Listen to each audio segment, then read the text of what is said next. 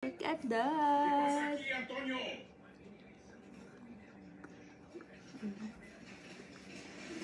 So hi guys, gagawa tayo ng banana bread. So first, meron tayong sugar, vanilla, flour, baking powder, baking soda, egg.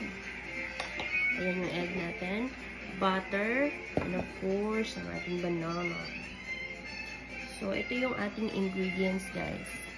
Oops. These are our ingredients.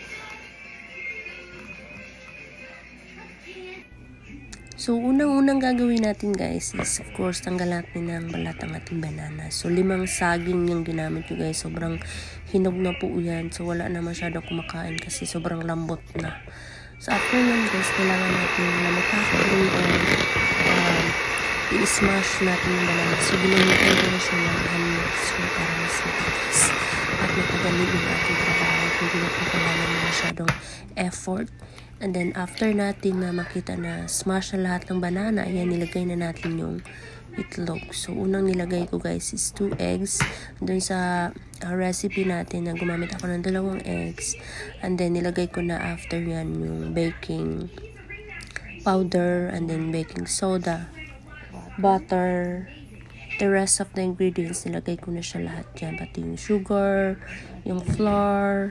Medyo nauuna yung aking voice over kasi hindi ko na matandaan kung alin yung unang nilagay ko. Basta, nilagay ko na lahat ng mga ingredients na kailangan natin para sa ating banana bread. And then, after nyan, guys, i-hand mixer na naman natin siya para mas mabilis at hindi natin kailangan na imano-mano. Napakalaking tulong talaga nitong hand mixer na to, guys. Ito pala ay bigay pala ng aking father-in-law. So, gamit na gamit pag gusto kong mag-bake. Ayan. Sobrang bilis lang, guys. And syempre, dapat nakaano mo na. Yung lakasan mo na mixer. Baka magpasikan yung pinagagawa mo dyan. Sobrang bilis lang, guys. Napaka-effort kasi yung mga nag-bake mo. Pero dati pag wala ka ng mixer, makaabutan ka ng matagal bago matapos na mix lahat ng ingredients nila. Ayan, sobrang bilis lang ito. And after that, ayan, nilagyan ko na ng, munti ko nang makalimutan itong vanilla natin. Pampabango ng ating banana bread. So, 2 teaspoon ang gagawin ko.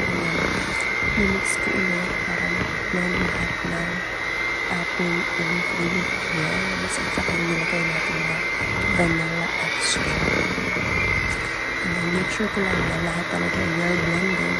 Inikot ko pa yung nilagyan ko ng ano. And then before that, guys, nag-coating na ako ng butter doon sa ating pan. So nilagyan ko siya para hindi siya dumikit pag naluto na. So hinati ko nga pala siya sa 2. Yung una is just a plain banana bread. Ayan. And make sure ko talaga na pantay yung pagkahati niya para pagluto pantay din yung tubo at laki niya. And then, yung kalahati naman is, nagawa ako ng banana chocolate bread. So, meron kaming natirang mga chocolate chips dito sa bahay. Kaya, ayun, naisipan ko siyang haluan ng mga chocolate para maiba naman. Diba? Para mayroon silang option kung either plain banana bread or with chocolate banana bread. Diba? So, siya lang talaga tayo dito, guys.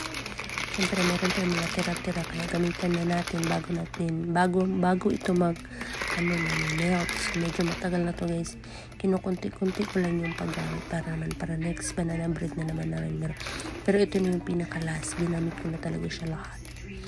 Ang sarap talaga niya, guys, pag ginaluan mo ng mga chocolate chips. Ayan, hinalo ko yan para magpantay yung mga chocolates doon sa natirang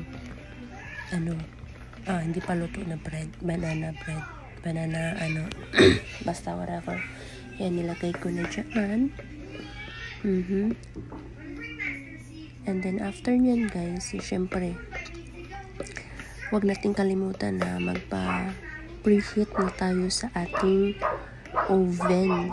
So ang ginamit ko, guys, is 350 Fahrenheit sa ating oven para naman after kong ilagay dyan sa pan, tapos na yung 350 heated ng ating oven. So, kung wala kayong oven guys, pwede naman siguro kayong yung tubig lang, tapos lagay nyo dyan, parang steamer. Pwede naman siguro yun guys. So, ayan. And then, yung isa naman is, meron chocolate, yung isa is plain lang. So, after nyan guys, is nilagay ko the rest of the chocolate chips yun as a toppings. Ang ganda guys. Yung isa plain, yung isa is with chocolates. Which is, ang unang naubos is yung may chocolates naman talaga pagkatapos naluto guys. So, late ko na pala itong na voice over kasi nga medyo na-busy tayo dito sa bahay. Naka 250 Fahrenheit yung oven natin. And then, kululutuin natin siya ng 45 minutes to an hour. I-check nyo lang guys pag luto na yung binake nyo. Check nyo yun from time to time. That's it lang guys. Luto na ang atong banana bread.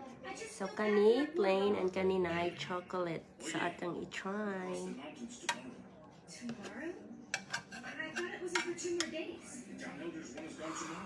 Woohoo! Look at that!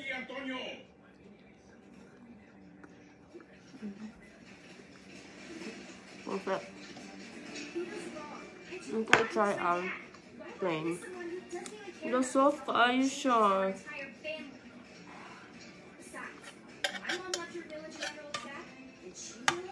Very soft.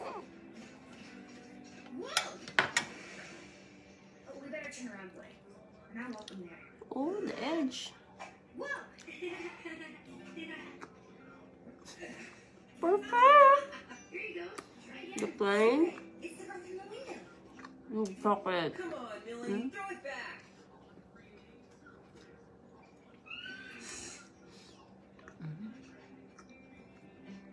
Perfect na nga itong banana bread.